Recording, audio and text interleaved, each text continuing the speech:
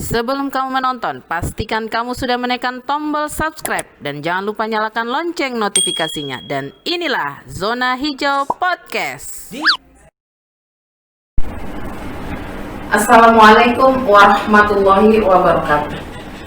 Seputar info Pewangi, hadir di sela-sela aktivitas Anda bersama saya, Rafina Abu Nur. Dalam kesempatan ini, Pewangi Channel mempersembahkan program perdana podcast Zona Hijau yang berisi dialog interaktif seputar tupoksi pengadilan agama Wangi-Wangi. Yang tema kali ini, dispensasi nikah dan isbat nikah. Zona Hijau Podcast. Pemirsa Pewangi Channel, hari ini di tengah-tengah kita telah hadir Yang Mulia Ketua Pengadilan Agama Wangi-Wangi, Bapak Haji Abdul Muhadi SAG MH, dalam acara podcast Zona Hijau dialog interaktif seputar tupoksi pengadilan agama Wangi-Wangi. Assalamualaikum warahmatullahi wabarakatuh. Waalaikumsalam warahmatullahi wabarakatuh. Terima kasih atas kesempatannya hadir di tengah-tengah pemirsa Pewangi Channel. Nah, sehubungan dengan tema kita hari ini, Pak, tentang dispensasi nikah dan isbat nikah. Pertanyaan yang sering didengar di tengah-tengah masyarakat, Pak, seperti dispensasi nikah dan isbat nikah. Mungkin awalnya kita ke dispensasi nikah. Apa itu dispensasi nikah, Pak?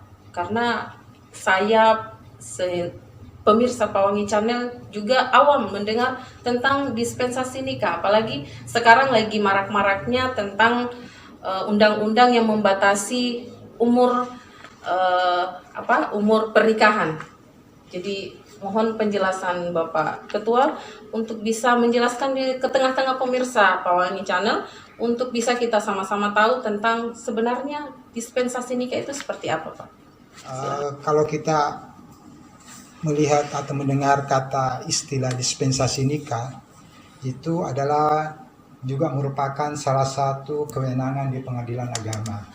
Namun untuk memahami itu dispensasi nikah, kita bisa memahami pengertiannya baik secara etimologi maupun secara terminologi. Secara etimologi artinya kita memahami kata per kata, yang mana dispensasi itu adalah merupakan pengecualian aturan karena adanya keadaan darurat atau karena dengan adanya pertimbangan khusus, sehingga dispensasi itu bisa kita laksanakan atau kita kerjakan.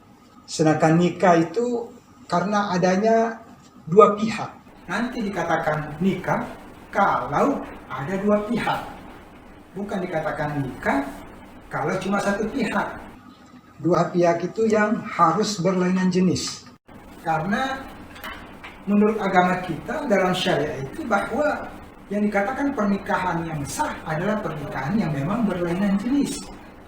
Kalau bukan berlainan jenis, itu adalah bukan pernikahan menurut syariat agama kita, agama Islam. Oleh itu, dispensasi nikah ini merupakan salah satu kewenangan di pengadilan agama untuk menyelesaikan perkara permohonan yang diajukan oleh pihak. Namun kita ketahui bahwa adanya dispensasi nikah ini itu kita mengacu kepada Undang-Undang Perkawinan.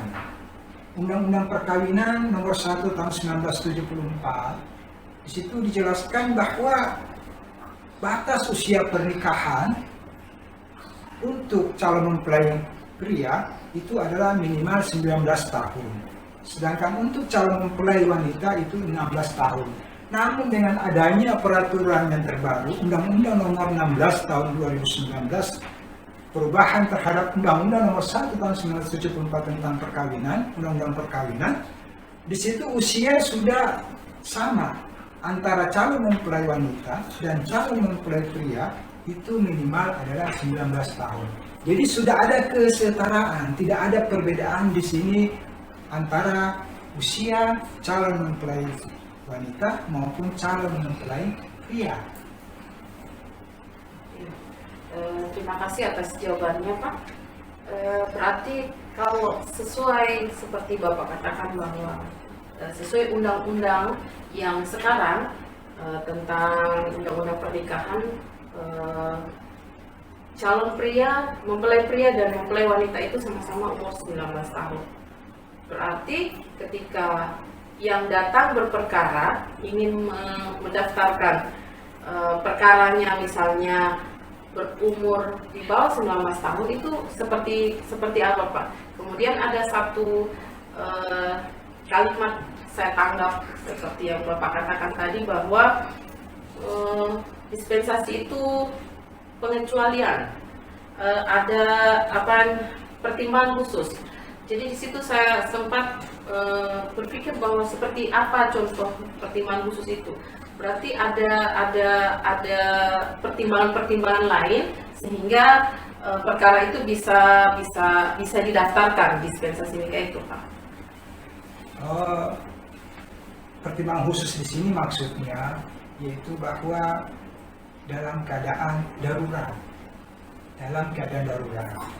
sehingga yang tadinya batas usia minimal 19 tahun, namun karena dalam keadaan darurat, maka boleh saja dia mengajukan permohonan dispensasi nikah melalui prosedur setelah ditolak oleh KUA setempat, dan karena belum cukup usia maka dia ke pengadilan untuk mengajukan permohonan dispensasi nikah.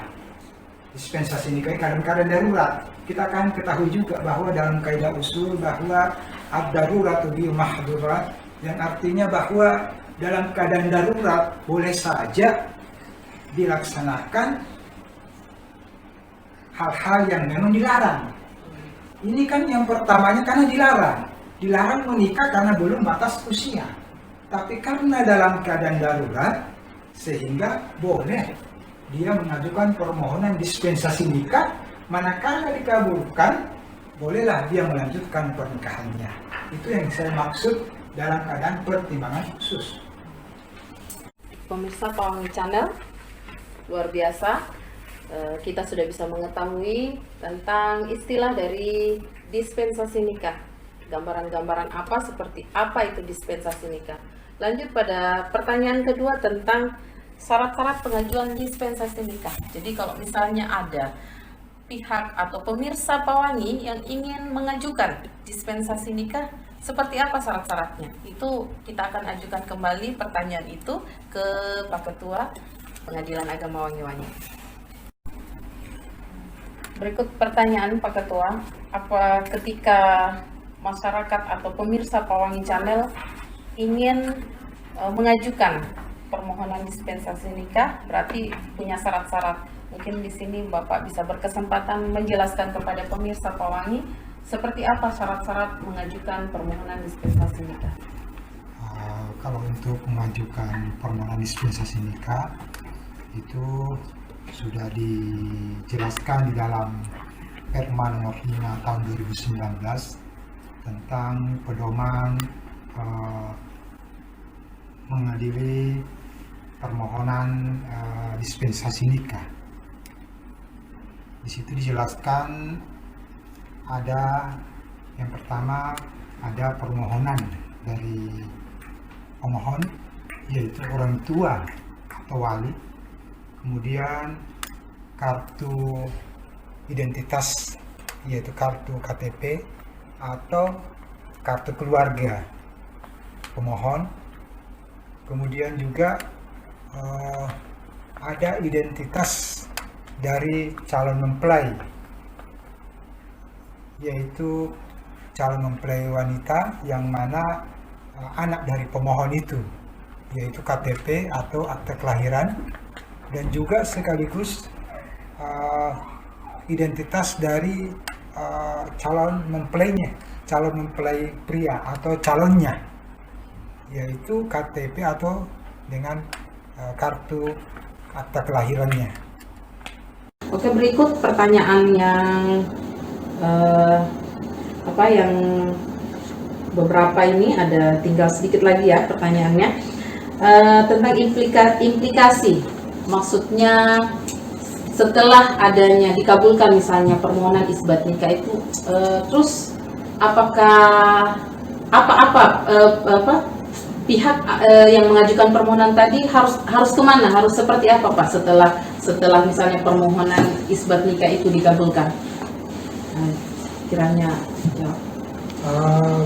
Setelah permohonan isbatnya dikabulkan, maka prosedurnya yaitu penetapannya dibawa ke KUA di mana wilayah tempat dia domisili. Untuk seterusnya KUA menerbitkan buku nikah. Setelah penetapan dikabulkan oleh majelis hakim yang menyidangkan perkara permohonan tersebut. Berarti dengan kata lain status pernikahannya sudah sah menurut agama dan sudah boleh tercatat di KUA. Boleh tercatat, artinya sudah boleh ke KUA untuk dicatatkan. Jadi pengadilan agama tadi mengeluarkan keputusan penetapan sehingga penetapan tersebut dibawa ke KUA dan kemudian KUA bisa mencatat pernikahan tersebut. Ya. Terakhir Pak, tentang kepastian hukum ini.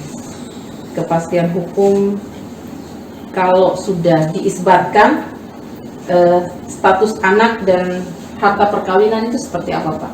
Ini misalnya pihak sudah mengajukan isbat nikah, kemudian dikabulkan. Kepastian hukum seperti apa? Apakah memang ya mungkin Bapak yang lebih tahu menjelaskan tentang kepastian hukum tersebut? Ya, kalau untuk kepastian hukum atau setelah adanya permohonan isbat nikah dan dikabulkan, itu sangat jelas bahwa dikabulkan permohonan isbat nikahnya, maka itu akan melekat seperti dengan perkawinan yang lain. Artinya apa di sini? Ada beberapa hal. Pertama, baik terhadap anak. Anak itu sudah bisa jelas statusnya. Anak itu statusnya yang tadi sebelum menikah, setelah menikah disahkan, berarti anak itu masuk ke dalam statusnya sebagai anak dari kedua orang tua tersebut yang mengajukan permohonan isbat nikah. Kemudian yang kedua yaitu masalah harta.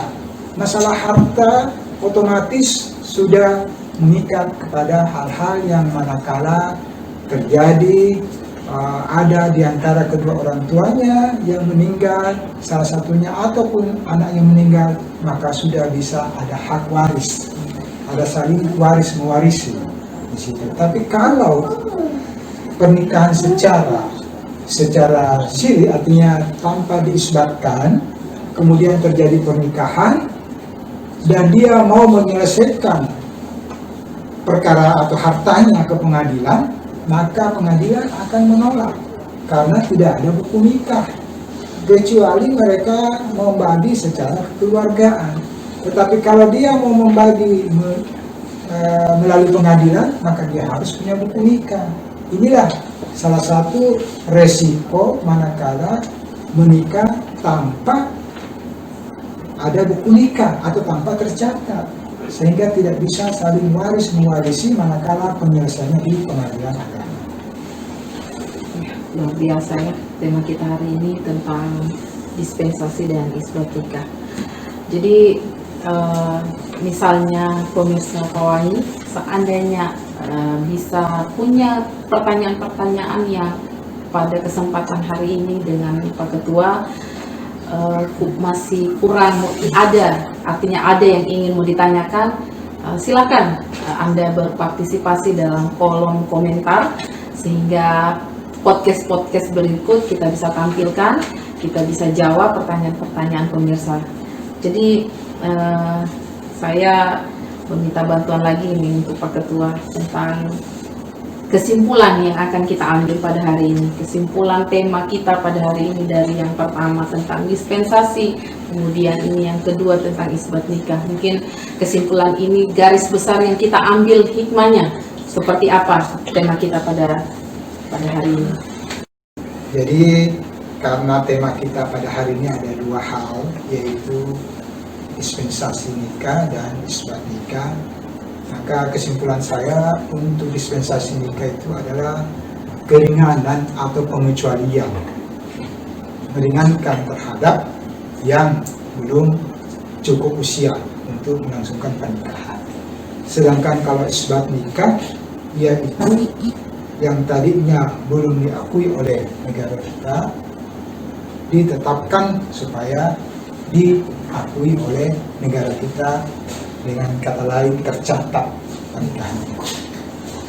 Menarik sekali, dan tibalah saatnya menutup perjumpaan kita hari ini. Saya Raflina Abu Nurul dan Ketua Pengadilan Agama Wangi-Wangi. Terima kasih Pak sudah datang, sudah berkesempatan datang pada hari ini. Saya dan seluruh kru redaksi Pewangi Channel undur diri. Jangan lupa subscribe, like, komen, dan share video-video untuk mendukung terus channel ini. Sampai jumpa. Wassalamualaikum warahmatullahi wabarakatuh. Waalaikumsalam. Zona Hijau Podcast.